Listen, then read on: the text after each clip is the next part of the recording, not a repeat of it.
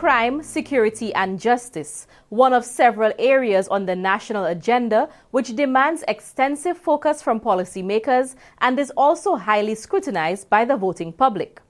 So how do the two main political parties intend to tackle rising crime, improve the effectiveness of the justice system, and ensure citizen safety if elected?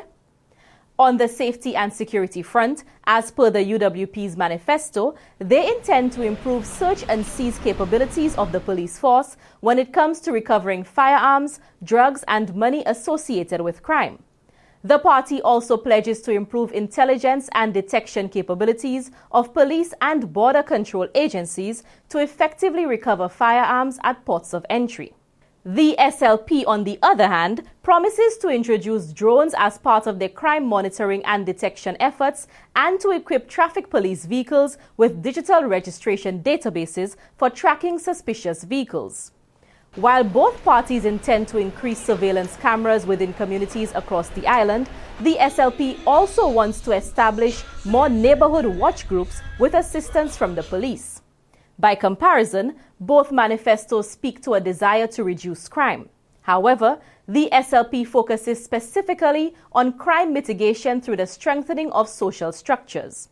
This includes a plan to increase human services support through counseling, mentorship, and developing emotional intelligence in classrooms. They have also vowed to offer more resources to the Social Transformation Department to assist vulnerable families in providing the necessary physical care and emotional support for children.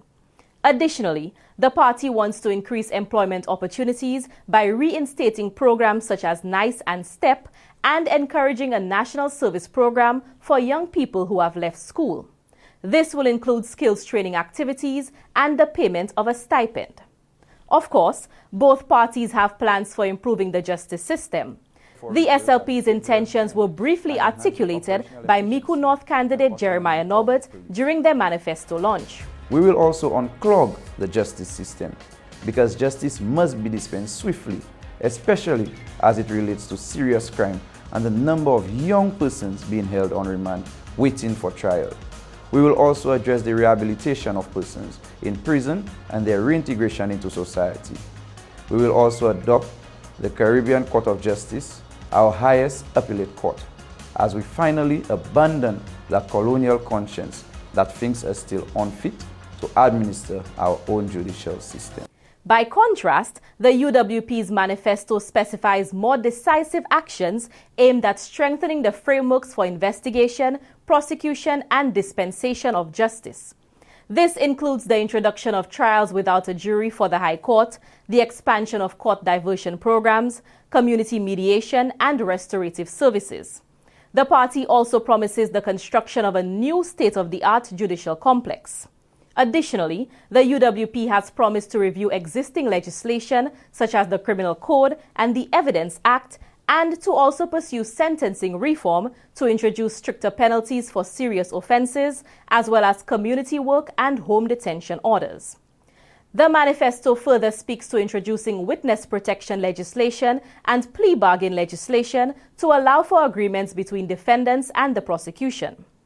Moreover, the UWP will seek to introduce laws to allow for a national database for firearms, fingerprints, and ballistics, and provide the necessary equipment.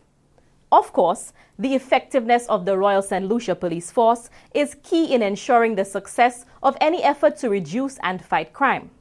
As such, both parties have highlighted plans to provide the force with necessary resources and equipment.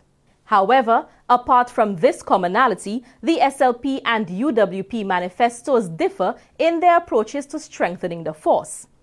While the UWP's manifesto does mention regional and international collaborations to offer increased training, greater focus is given to improving facilities for police officers.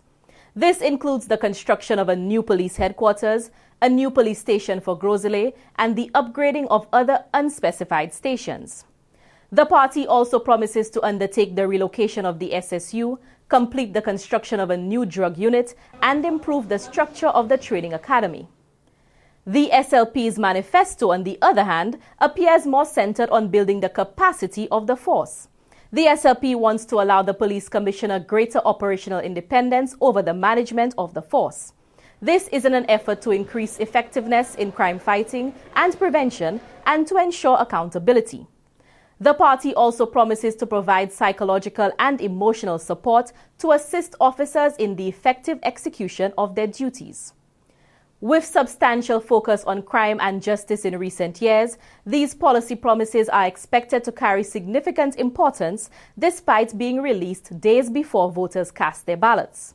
For Choice News Now, Amanie Mathurin reporting.